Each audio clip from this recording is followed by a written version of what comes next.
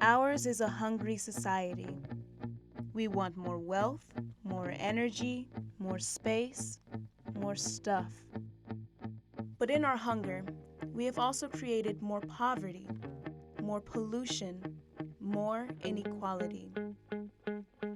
Our Earth is running out of resources and space and can no longer give us more. So what if it doesn't have to? What if we can be happier by changing our focus from more to enough? This system already exists. It's the steady state economy. 4 characteristics define a steady state economy. The first is sustainable scale, which requires the economy to stay within the Earth's capacity to house it. A 2015 study at the Stockholm Resilience Center concluded that of the 7 processes that greatly influence life on Earth, for which researchers were able to determine safe operating boundaries, 4, climate change, biosphere integrity, land system change, and biogeochemical flows, were exceeding the boundary. The other 3 were quickly on their way past that boundary too. A steady-state system lets go of this unchecked expansion and focuses instead on growing the facets of the economy that are beneficial to the human race. We're led to believe that economic growth leads to greater income equality and lower levels of poverty. That's not how it really happens, though. Currently, growth only benefits the very wealthiest, who are consequently the most powerful. There is no incentive for them to keep growth in check.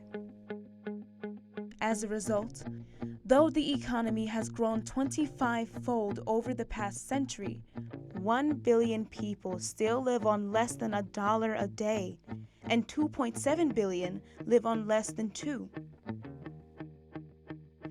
In countries like America, where growth has risen in the last century, income inequality has skyrocketed. In 2015, the CEOs of the 500 top companies on average made 335 times the amount of the average worker.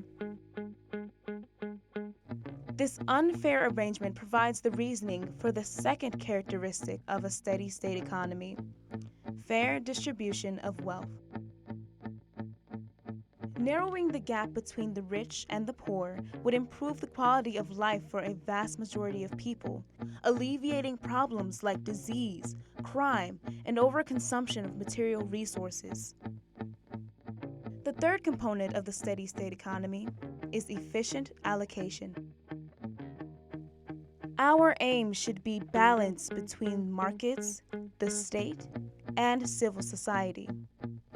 Our current system is imbalanced, with markets dictating how governments and communities think and act. It's become increasingly apparent that companies, especially in large polluting industries like the fossil fuel industry, are incapable of self-regulating for the greater good and are completely unwilling to do their part to solve the problems they create, like climate change. The first 3 features of the steady-state system pave the way for the fourth: a high quality of life for all citizens. Our current measure of progress is the GDP, or Gross Domestic Product. This measures the total amount of money changing hands. Unfortunately, it doesn't measure whether that change is for good or bad.